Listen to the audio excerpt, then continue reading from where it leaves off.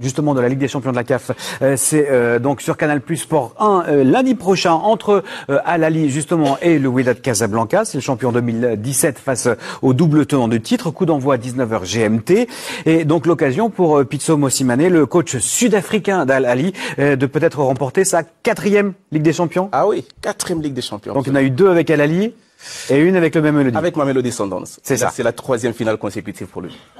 Face à lui, lundi prochain, le coach du Wydad a un palmarès moins fourni et pour cause, Walid Regragui est un jeune entraîneur de 46 ans, promis à un très bel avenir, un nouveau talent sur le continent. Voici son portrait avec Maxime Pelletier et le reportage de Nasreddine Nasri.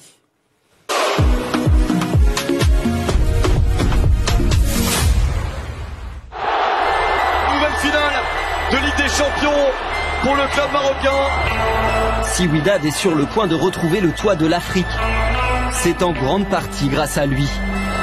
Ça fait plaisir de remettre Wydad en finale de Champions League, c'est sa place. Je pense qu'on peut être la meilleure équipe d'Afrique si on arrive à la gagner. Au-delà du sportif, la première réussite de Regragui, c'est sa méthode. Arrivé cet été, le technicien a tout de suite fait l'unanimité au sein du vestiaire. J'ai fait quelques matchs, je ne marquais pas, il était toujours là à me faire confiance. On est en train de dormir, tu reçois une vidéo du coach en te montrant des actions de City ou Liverpool et c'est là où on voit le grand coach qu'il est. Avoir un entraîneur comme ça, c'est pas vraiment donné à tout le monde. C'est quelqu'un de très passionné. Plus qu'une passion, une vocation que Walid Regragui a commencé à cultiver bien avant d'avoir obtenu ses diplômes d'entraîneur. Il était prédestiné. Quand il était joueur avec l'équipe nationale du Maroc, c'était Naïbet à l'époque, mais lui, on sentait qu'il était là. Donc, je me rappelle même en 2004, il fallait faire un speech avant la finale pour le fair play. C'était lui qui l'avait fait. Fait le rôle d'adjoint en équipe nationale, ça m'a appris beaucoup. Notamment, ça m'a préparé au rôle de numéro 1 ensuite. Première expérience avec le FUS Rabat et premier titre de champion du Maroc en 2016. Le franco-marocain s'envole ensuite pour le Qatar. Nouveau défi et nouveau titre national avec Al Douaï en 2020. Le technicien cherche un défi d'envergure. Il l'obtient en s'engageant avec le WAC. J'avais envie de me mettre en difficulté, je suis un jeune coach. Et le WAC, quand ils m'ont contacté, pourquoi pas revenir chez moi, dans mon pays, dans le meilleur club, avec un public exigeant. Ici, tu perds 2 matchs, c'est au revoir, comme à Douai. Donc voilà, mais avec le public. Donc c'est pour ça que j'ai choisi le WAC et aujourd'hui, je le regrette pas. Un public qu'il a su conquérir grâce à un début de saison tonitruant. 12 matchs sans perdre et un nouveau titre national comme aboutissement. J'aime avoir le ballon, j'aime jouer dans le camp adverse. Ma vraie philosophie, c'est d'avoir un football offensif et attractif.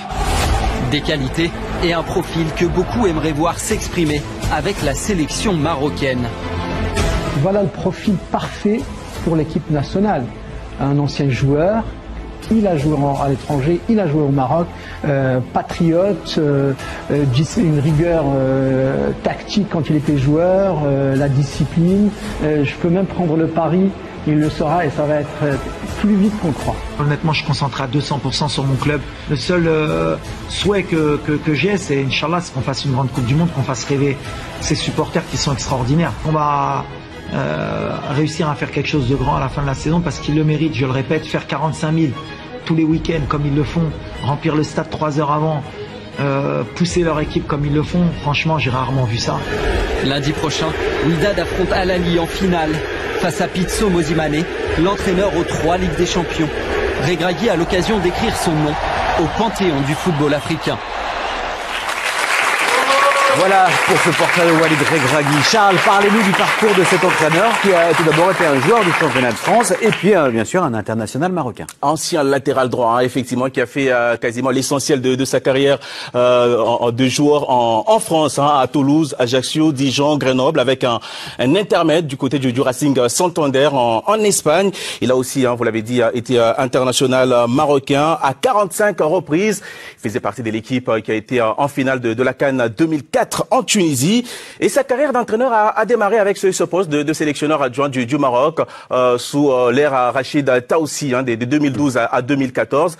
Mais c'est son passage au FUS de Rabat qui a été le plus marquant parce que il est rentré tout simplement dans l'histoire de ces clubs en lui offrant son premier titre national, la Botola Pro, c'était en 2016. Samuel, est-ce que vous gardez des souvenirs du joueur qu'il était en France, à Toulouse, à Ajaccio? Il est plus jeune que moi, malheureusement pour moi, mais je me souviens pas trop. Mais en tout cas, ce que je vois de ce joueur qui est devenu entraîneur, c'est la patience, et il a gravi les étapes marche après marche. Il est ambitieux, il a les résultats. Il reste jeune néanmoins, 46 ans. Il reste jeune entraîneur. Donc moi, je souhaite qu'il arrive aux plus hautes responsabilités, comme il en a l'ambition. Mais je pense qu'il a tracé son parcours avec sagesse. Adjoint, il a été prendre des clubs en tant que numéro 1. Il a fait des résultats.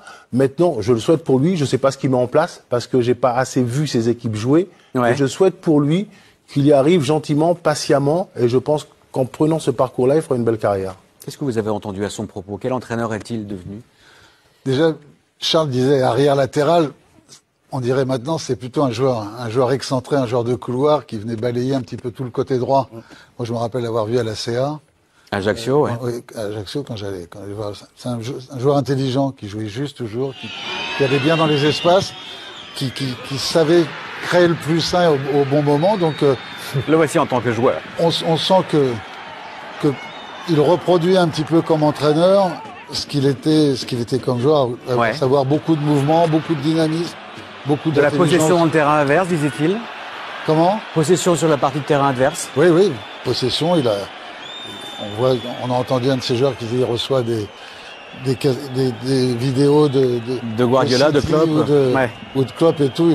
Il a pas de mauvais exemple en soi. Donc, puis en plus, ses résultats, être champion avec le FUS, quand on connaît la réalité du championnat marocain, le FUS c'est un club qui n'a jamais pensé un jour être champion du Maroc. C'était toujours le deuxième club de Rabat après les Phares. C'était le club universitaire, c'était gagner au Qatar dans un club qui n'était pas non plus un des plus grands clubs du Qatar, ce qui est aussi une performance, et accumuler les exploits là maintenant à Casa, ça veut dire que c'est un très bon entraîneur, c'est évident. Mais bon, il suffit de l'écouter pour se rendre compte qu'il sait de quoi il parle, quoi. Est-ce qu'il aurait le profil du futur sélectionneur du Maroc, à la manière d'Njamel Belmadi en Algérie? En tout cas, il y a une poussée à l'heure actuelle vers les sélectionneurs locaux, enfin nationaux. Donc ça c'est un argument évidemment très important. En plus, en termes de compétences, il est indiscutablement avancé. Il y a eu toute une frange de bons entraîneurs au Maroc, mais disons d'une ancienne génération, on va dire. Et aujourd'hui, on voit émerger quand même des entraîneurs beaucoup plus jeunes, beaucoup plus... Belmadi en faisait partie, et pas au Maroc bien sûr, en Algérie, mais faisait partie de ces entraîneurs un peu plus jeunes, avec des idées un peu plus modernes, moins attachés au football local et plus ouverts sur les... Regragui, il a fait sa carrière en France, il a fait ses diplômes en France aussi, c'est pas, il y a pas de mystère. Et on sent que c'est un potentiel, je pense qu'il y a bien un moment où le Maroc sera tenté de revenir à un entraîneur local. Et à ce moment-là, ce sera vraisemblablement lui, Faut pas faire peur à Vaïd, mais selon les résultats des matchs du Maroc, ça peut venir plus vite que prévu, c'est ça. Ça peut être décisif. Ça pourrait être terrible pour Vaïd, qui a déjà raté après avoir qualifié 2 équipes pour les Coupes du Monde. Attention, dicton jamais 203. Il reste 6 mois. 6 mois à tenir.